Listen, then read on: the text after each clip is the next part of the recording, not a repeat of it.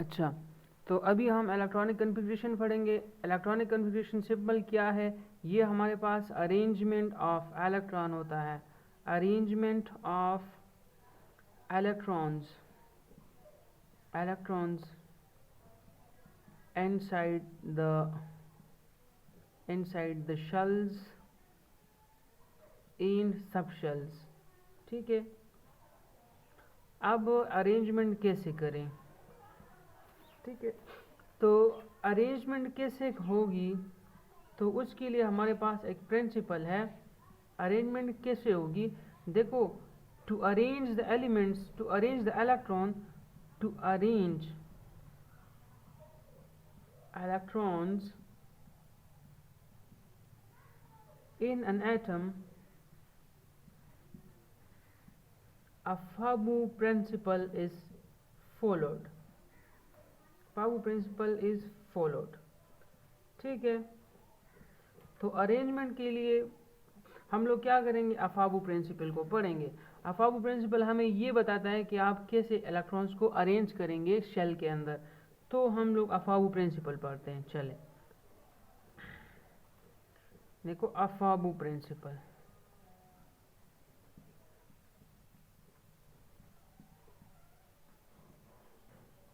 अफाबू principal देखो, अफाबू जो है वो हमारे पास एक जर्मन वर्ड है। ठीक है, उसका मतलब होता है दैट मीन्स बिल्डिंग, मतलब बनाना। ठीक है, किसको बनाना, इलेक्ट्रॉन्स को, मतलब अरेंज करना।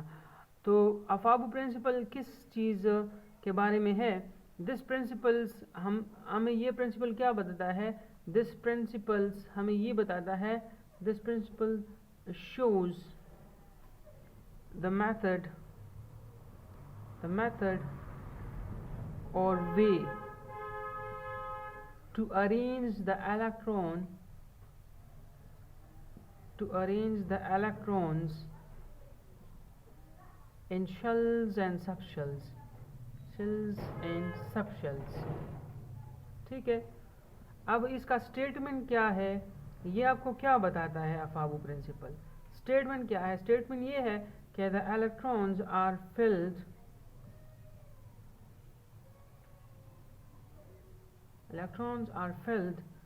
in order of increasing energy of the subshells।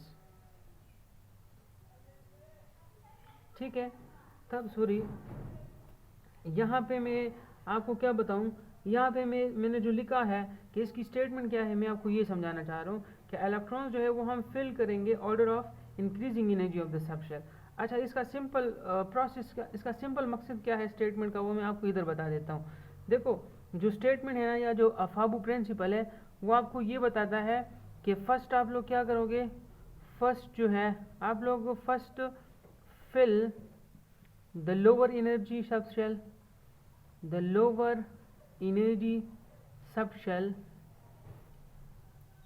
and then fill the higher energy subshell।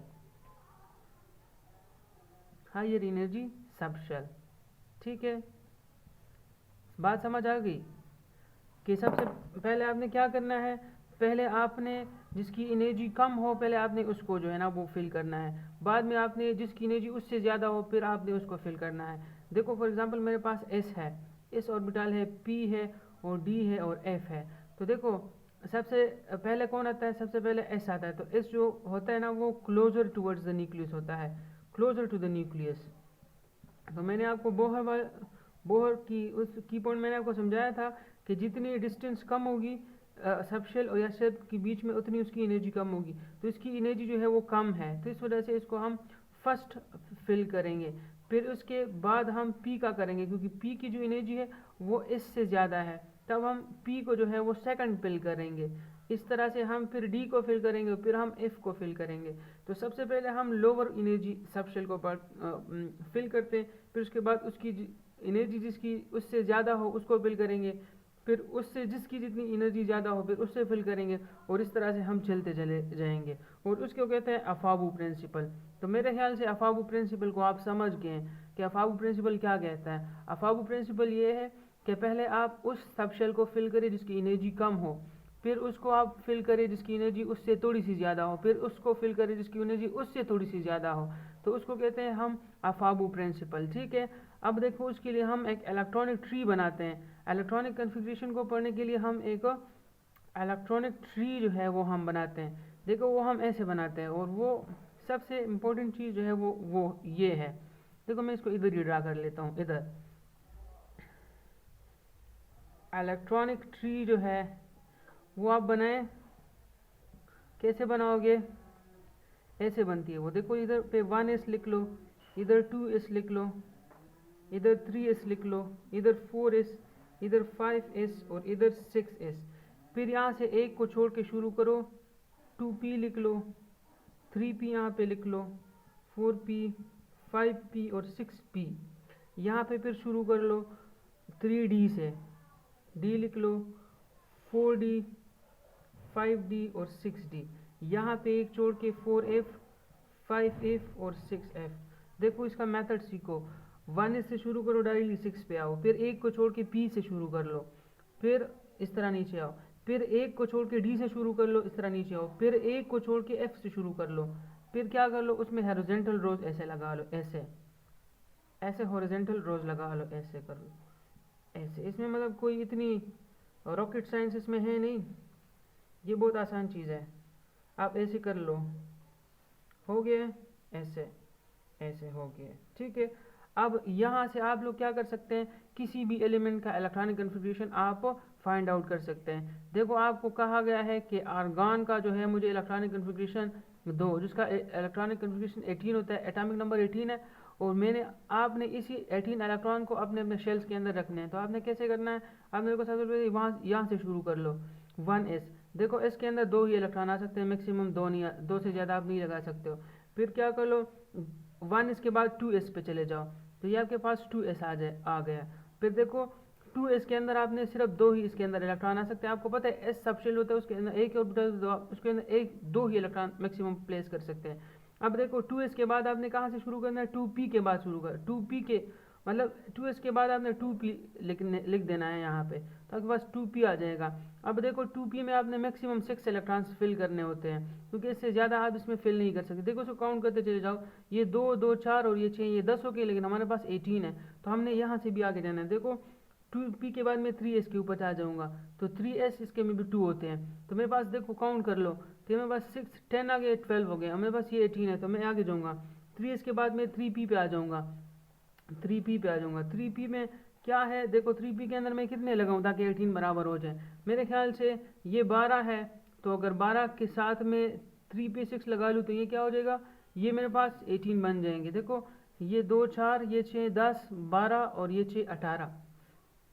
हाँ, तो ये मेरे पास इलेक्ट्रॉनिक कन्फिग्रेशन है, किसके लिए, आर्गन के लिए। और मैंने ये कहाँ से सीखी, मैंने ये यहाँ से जो है ना वो अप्लाई की है। ठीक है, इस तरह से आप और भी बना सकते हैं। देखो मैं आपको और एग्जांपल जो है वो समझाता हूँ। देखो आप लोग कैल्शियम के लिए लिख लो, Ca के लिए, तो इसका वो होता है 20 होता है। 20 आप कैसे लिखोगे, देखो दोबारा से शुरू कर लो, 1:2 हो जाएगा, 2:2 हो जाएगा, 2p6 हो जाएगा। देखो फिर उसके बाद 3:2 हो जाएगा, 3:2 के बाद आप क्या करें, 3p6 पे चले जाएं। अब आपके पास 20 है, तो 3p6 के बाद आपने 4 इसके ऊपर आना है, तो फिर आपने क्या करना है, इधर 4s2 का लगा देना है, आपके पास ये 20 बराबर हो जाएगा। ठीक है, समझ रहे हो। अच्छा तो साहब मैं वो थोड़ा मुश्किल ले लेता हूँ, जिंक का ले लेता हूँ जो कि 30 है, जिंक का ले लेता हूँ 30 है। तो देखो यहाँ मैं आपको समझाऊंगा। देखो 1s2 हो जाएगा, 1s2, जितने इलेक्ट्रॉन्स होंगे उतने हम फिल करते चले जाएंगे। देखो इसके अंदर 2 से ज़्यादा नहीं होते, p के अंदर 6 से ज़्यादा नहीं लगा सकते हो, d के अंदर 10 से ज़्यादा नहीं लगा सकते हो, f के अंदर 14 इलेक्ट्रॉन ज़्यादा नहीं, इससे ज़्यादा इलेक्ट्रॉन्स आप नहीं लगा सकते हैं। क्यों नहीं लगा सकते हैं, क्योंकि इसके p के अंदर 3 ऑर्बिटल्स होते हैं, 3 ऑर्बिटल्स के अंदर 2-2 इलेक्ट्रॉन होते हैं, आप 6 लगा सकते हैं। डी के अंदर 5 ऑर्बिटल होते हैं तो 10 लगा सकते हैं, एफ के अंदर 7 ऑर्बिटल्स होते हैं तो आप 14 लगा सकते हैं। तो ये बात आपको आनी चाहिए, इसको मैं थोड़ा सा क्लियर कर लूँ। अब 1:2 के बाद मैंने क्या करना है, 2:2 की तरफ जाना है। देखो ना 1:2 और 2:2, अब 2s के बाद मैंने 2p के तरफ जाना है, तो मेरे पास 2p6 आ जाएगा। अब 2 के बाद मैंने 3s पे आना है, तो 3s2 हो जाएगा, 3s2 के बाद मैंने 3p पे आना, देखो मैंने हॉरिजेंटली चलना है, तो फिर क्या करो 3p के ऊपर आओ, 3p के बाद मैंने 4s के ऊपर आना है, 4s2, ठीक है 4s2। अब देखो 4s के बाद मैंने किस पे आना है, 3d पे आना, क्योंकि देखो नंबर काउंट कर लो, ये मेरे पास 10 हो गए, ये 12 और ये 6 18 और ये 2 20। अब मेरे पास जिंक 30 है, तो 20 से तो काम नहीं चलेगा ना, मैंने 30 बराबर करने, तब मैं आगे जाऊँगा। 4 इसके बाद मैं अगर आगे जाऊँगा तो कहाँ जाऊँगा, मैं 3d के पास आ जाऊँगा, तो मैंने यहाँ पे 3d का लगा देना है। अब देखो 3d के अंदर मेरे पास 10 होते हैं, तो 3d में 10 लगाऊंगा ना, मैक्सिमम 10 लगाऊंगा, मेरे पास Zn 30 पूरा हो जाएगा। देखो अगर आपके पास सपोज कोई एलिमेंट है और उसका आपके पास 40 है, सपोज उसका आपके पास कोई x एलिमेंट है, उसका 40 एटॉमिक नंबर है, तो फिर आपने 3d से भी आगे जाना है, 3d से आगे जाओगे तो कहाँ होगा, या सपोज करते हैं उसका कम है, अगर कम है तो आप इधर कम लगा सकते हैं, 10 नहीं आ रहा, 5 आ रहे हैं, 2 आ रहे हैं, जितने भी आ रहे हैं आप इधर लगा सकते हैं, लेकिन 10 से ज़्यादा आप नहीं लगा सकते हो। ये बात जहन में रख लो कि इससे कम आप लगा सकते हो, जो आपके पास लिमिट्स मैंने दिए आप उसे कम लगा सकते हो according to the given condition, लेकिन उससे ज़्यादा नहीं लगा सकते हो। तब यहाँ पे मैं 3d क्या लिख लूँगा, मैं 3d 10 लिख लूँगा, और सपोज मैंने 40 पे जाना है, तब मैं 4p6 रख लूँगा, देखो 4p6 और 5s2, ठीक है 5s2, तो मेरे पास क्या हो जाएगा, मेरे पास 40 जो है वो बराबर हो जाएगा। अब देखो सपोज मेरे पास 39 है, 39, तब मैंने क्या करना है, तब मैंने इसके अंदर 2 नहीं लगाने, पर मैंने इसके अंदर 1 लगाना है। क्यों 1 लगाना है, अच्छा देखो ये तो बराबर भी नहीं होते, ये 39 40 बराबर नहीं होते, यहाँ से देखो 40 हो गया ना, तो यहाँ से 30 हो गए, ये 36 हो गए, इधर मैं 2 लगाऊंगा तो 38 हो जाएगा। तो मेरे 40 बराबर करने के लिए मैंने कहाँ जाना है, 4p ये रहा, 5s2 ये रहा, फिर 5s2 से आगे मैं 4d की तरफ जाऊंगा, तो 4d की तरफ जाऊंगा तो देखो मेरे पास 2 ही रहते हैं, तो 4d2 हो जाएगा। देखो अब यहाँ पे देखो ये मैं इनकम्प्लीट छोड़ रहा हूँ, क्यों इनकम्प्लीट, क्योंकि मैंने 40 बराबर करना है। अब देखो यहाँ पे 40 बराबर हो गए, 30 ये हो गए, 36 और 2 38 और 38 और 2 40, तो ये 40 में से 40 मेरे पास बराबर हो गए। तो मैंने क्या किया, 4d 10 नहीं लगाया, क्यों नहीं लगाया, क्योंकि मेरे पास नंबर ऑफ इलेक्ट्रॉन्स जो वो कंप्लीट हो रहे हैं, तब मैंने वहाँ पे उसको छोड़ लिया, चाहे वो कंप्लीट हो या इनकम्प्लीट हो, चाहे उसमें 1 आए या 2 आए या 3 आए, लेकिन 10 तक आप लगा सकते हो, उससे ज़्यादा आप नहीं लगा सकते, लेकिन उससे कम आप लगा सकते हो। It should be clear to you, ठीक है। तो इलेक्ट्रॉनिक कन्फिग्रेशन आप किसी भी एलिमेंट का आप इसी ट्री से आप कर सकते हैं, ठीक है, दैट्स इट।